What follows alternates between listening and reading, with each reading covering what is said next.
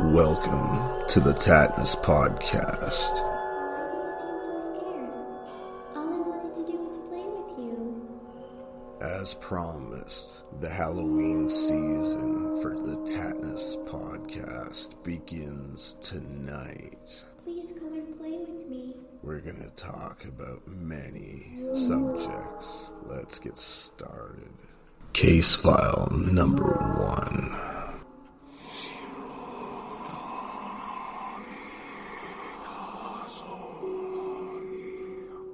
Tulpas in thought forms. Tulpa is a Tibetan word for to construct or to build. Many people believe that you can create or manifest something if you put enough thought and energy into believing in it. In September 1972, the Toronto Society for Physical Research, along with a poltergeist expert, Dr. Owen, set out to accomplish one singular objective: to create a ghost. The goal was not to conjure or contact. The goal was to explore the concept of thought forms, practice of willing tangible forms into existence using our own innate mental energies, willing something to manifest itself. The group began their experiment by creating a fictional character, and they named him Philip Aylesford. They then would give their character a history as if he were a real person, his likes, his dislikes, and even a tragedy in his life that would ultimately end in his suicide. The group of 8 people would even go on to draw a picture of Philip's appearance and focus on him in their mind to try to conjure him up. After all their efforts for about a year, nothing happened. So they made a change. They decided to try a new approach, surrounding themselves with candles and personal artifacts that they stated were Philip's. They did a seance.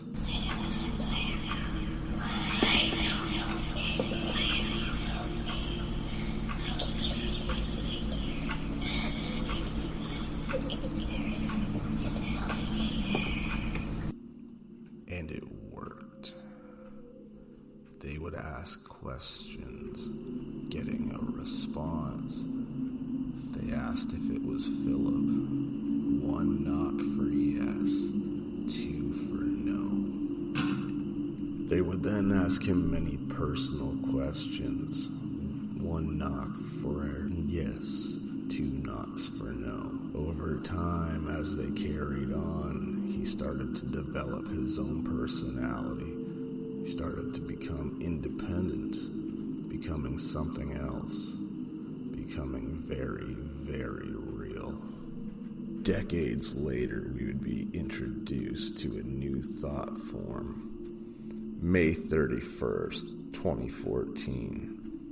2 12-year-old girls lured their friend into the woods for a game of hide and seek. Do you want to play hide and seek?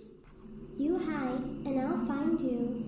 Once there, they viciously attacked her, stabbing her repeatedly and leaving her for dead. Once convicted 4 years later, they would tell the court they did it for Slender Man. Once believed to be a created fictional being on the internet, now there's evidence proving that there's a good chance that this, in fact, is a thought form. Going back into history, many, many centuries ago, there are evidence in different cultures and beliefs that describe somebody, some being, very similar to Slender Man. Germany, 16th century. The Tall Man stalks bad children who enter the woods late at night until they confess their wrongdoing to their parents. Scottish legend, the Black Man, a malevolent entity that haunts footpaths and forests at night. In ancient times, it was connected to the devil of Christianity, the clutch bone. Stories have originated back to the 1800s in northern England, described as a man, a black figure with leathery skin, 7 feet in height, with a lit torch for a head within a large raised collar of rawhide-like material. His victims often found scorched and dismembered.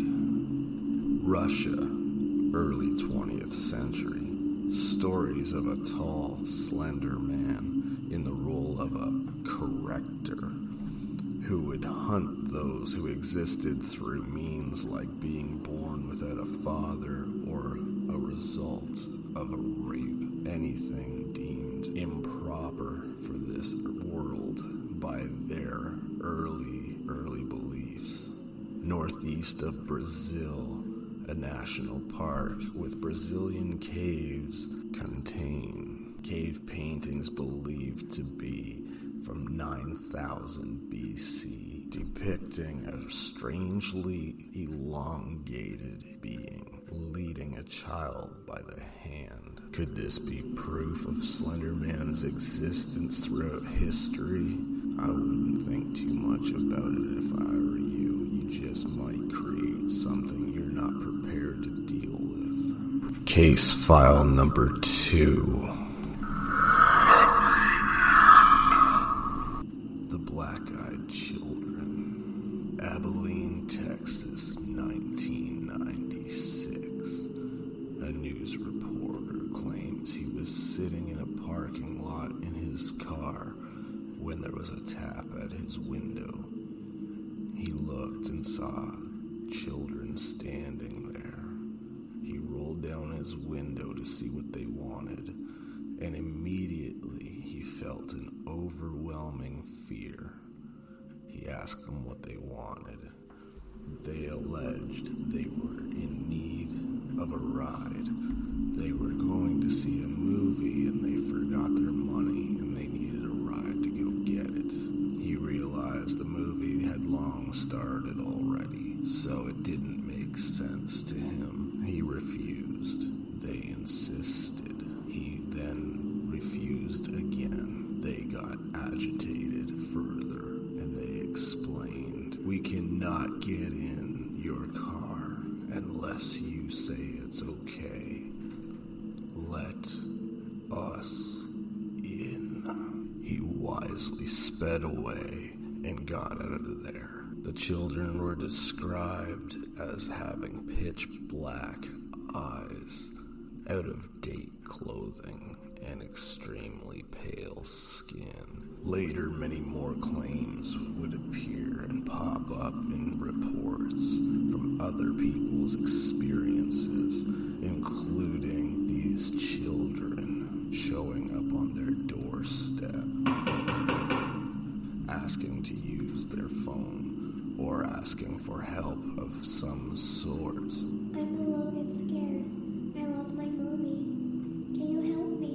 The help they seek always requires them to be permitted entry into closed quarters with the person they're seeking help from.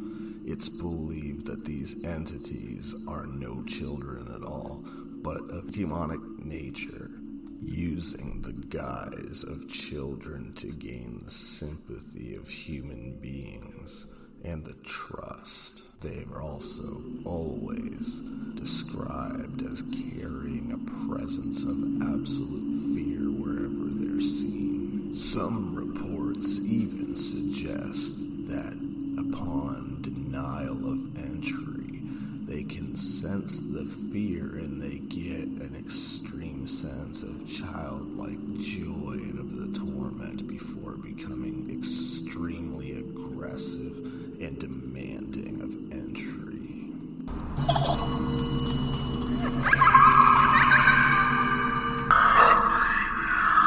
Should you find you encounter whatever you do, do not help them. Case File 3. You're going to die in there. Don't say I didn't warn you. Hide and seek alone. Of Japanese origin, hide and seek alone is a game of cat and mouse. It involves a stuffed, possessed doll and you. Reports suggest the rules of the game. Cut open the doll and remove the stuffing. Fill the doll with uncooked rice. In many Asian cultures, uncooked rice is believed to attract spirits. Clip your fingernails and put them inside the doll to bind the two of you. Sew the doll up with crimson thread, then tie up the doll with the rest of the thread. The thread represents the blood and binds the spirit to the doll. Fill the bathtub with water. Place a cup of salt water inside your hiding place. Choose a name for your doll. Naming it makes the spirit more powerful. At 3 a.m., go to the bathroom, pick up the doll, and say its name 3 times. Saying it's it. Place the doll in the bathtub. Take the knife with you and go around the house turning off all the lights. Turn the TV on and leave it on a static white noise channel. Go back to your hiding place, close your eyes, and count to 10. Return to the bathroom with the knife in your hand. Say, I found you, and say the doll's name. And stab the doll with the knife. Say 3 times the doll's name is it, and put the doll and the knife back in the bathtub. Immediately run back to your hiding place and wait. At this point, people have reported hearing the pitter-patter of tiny feet.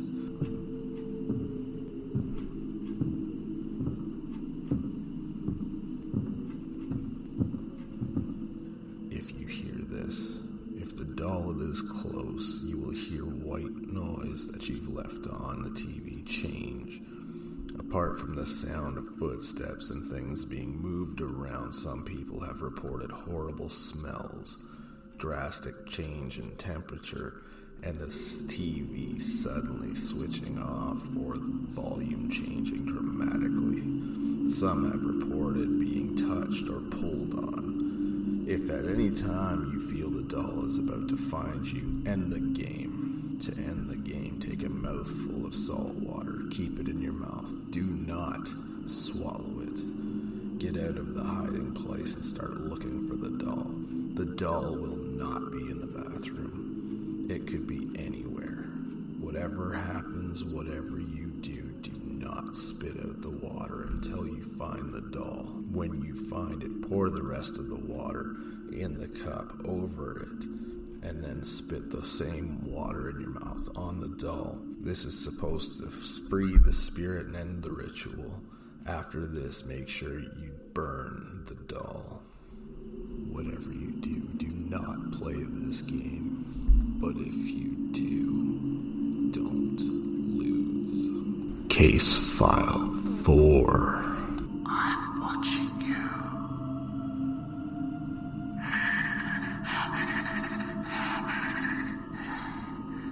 The Bloody Bones Man. In some cultures, it's the Bloody Bones Man. In others, he's known as Rawhead. In some other cultures, they're 2 separate entities entirely.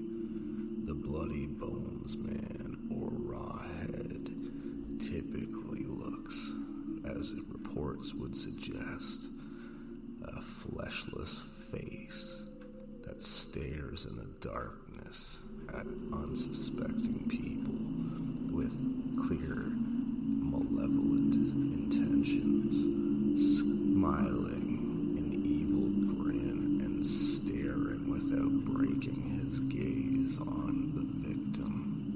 couple had reported getting some time together after very long distance apart.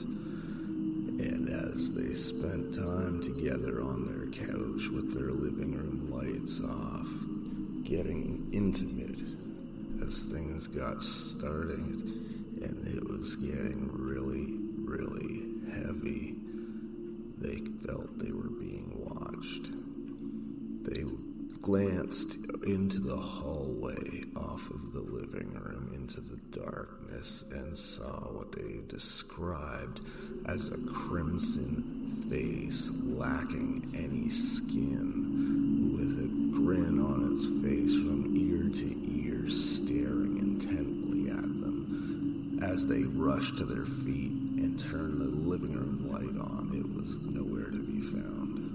Many people have reported their children being harassed by this skinless-faced red man with a hat and a smile on his face that is sheer evil. Many others have reported waking up to feeling something in their room, looking into the darkest corner of the room and seeing the same exact figure staring back at them in the corner darkness. And even more extreme reports suggest women have woken up surprised that their spouse got home early and laid down into their bed. As they turned over to greet them, they saw the red crimson face smiling ear to ear, staring in their face, breathing on them. They jump out of bed and turn on the light, and there's no trace of anybody in the room, but the imprint on the mattress is still freshly there, as if someone had been beside them, and they weren't imagining things. And other reports, people have woken up feeling half asleep, but feeling they are being stared at. And as they look at the foot of their bed, standing there watching them sleep, is the crimson-faced, bloody-boned man. I'm watching you. With all that been said, that concludes part 1 of the Tattness podcast Halloween special, first show. There will be more coming. Next we'll be talking about horror movies, their origins, the stories that they are based off of that are real, true stories, what makes them so exciting and so scary.